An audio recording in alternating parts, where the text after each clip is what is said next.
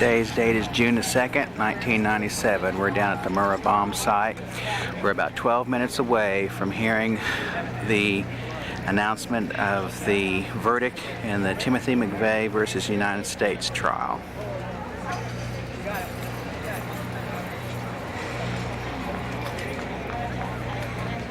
Lined up outside the courthouse. They were going through everything they own, going through metal detectors. Once they reached the second floor to make sure that nothing was picked up along the way, they went through basically the same procedure. So it's a dual level of security here in this courthouse in Denver right now.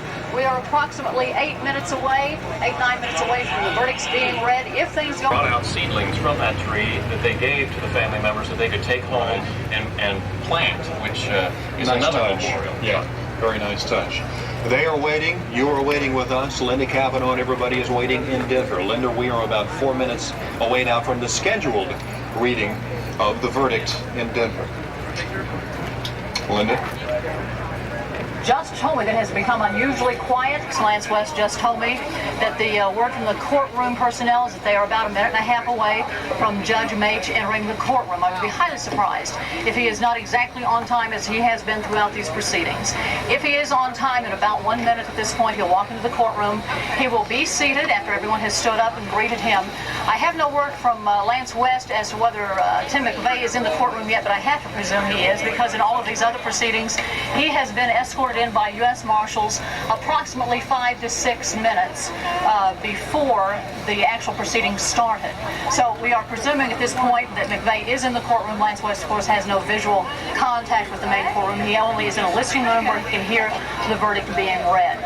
That verdict to be read probably in about a minute or so after Judge Mage enters the courtroom. When he does, the jurors will be brought in from their deliberation room. They will file in one by one. They have been assigned specific seats, and each one has already sat being seated. Everyone else in the courtroom is now taking their seat. The verdict is known only to the jury at this point. No other person in the legal system knows of that. He is cautioning those in the courtroom right now that there will be no audible or visionary reaction to any of the proceedings.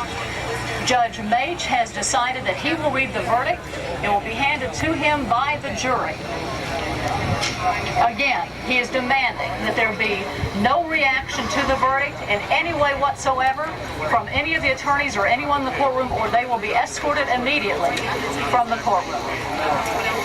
He said it will take some time to go through the entire 11-count indictment, which indicates to me perhaps he intends to read the whole thing.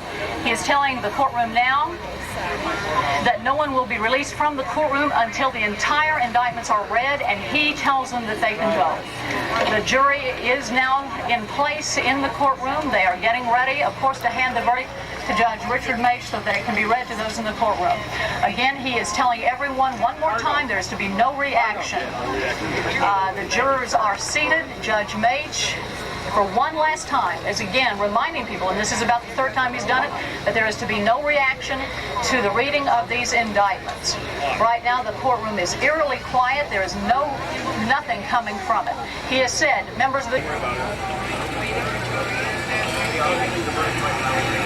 of the jury.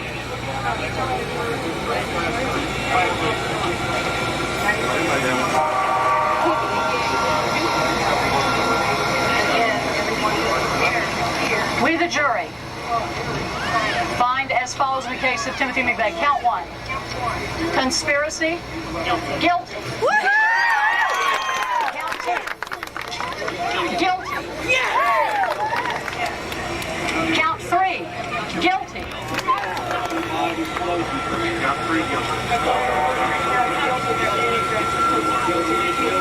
We're waiting now for the other indictments. They're on count 4. First 3, guilty. Now he's going through all the indictments. He's reading them. Let me summarize them for you as he does that. Count 1, as you know, was the indictment.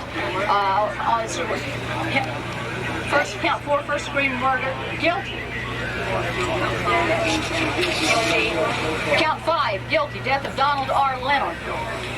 Count 6, guilty, death of Alan Gerald Richard. Guilty. Count 7, guilty, Cynthia Lynn Campbell Brown, Secret Service agent. Count 8, guilty. Count 9, guilty. Count 10, guilty.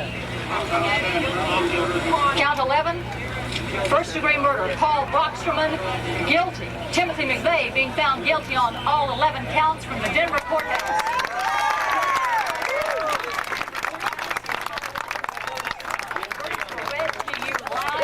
From inside the courtroom. Right now, they are polling the jury on the verdicts that they made to make certain that they are unanimous. That is one of the requirements from the federal courthouse here. They are reading all of the indictments. The jury is being polled individually. Count 1, yes, they all agree. Count 2, yes. He's working his way individually down each one of the jurors to make sure that they agree with the verdicts that were just read. It has to be unanimous. He is going juror by juror, reading the counts, asking if they agree with the verdict that was just read. He is on juror number 1.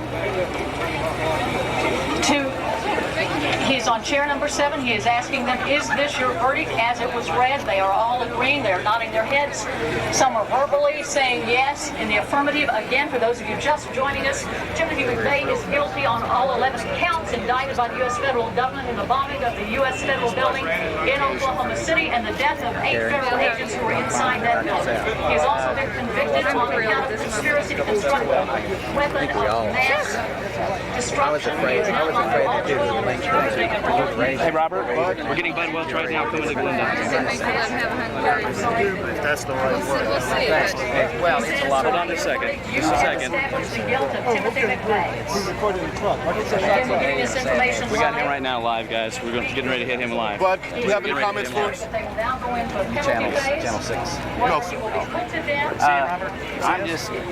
It will be determined by the jury at a later date. He is going through the jury, telling them how this procedure will be done. As I mentioned to you before, it was our understanding that they would take a 24 or 48-hour recess and then come back from the penalty phase.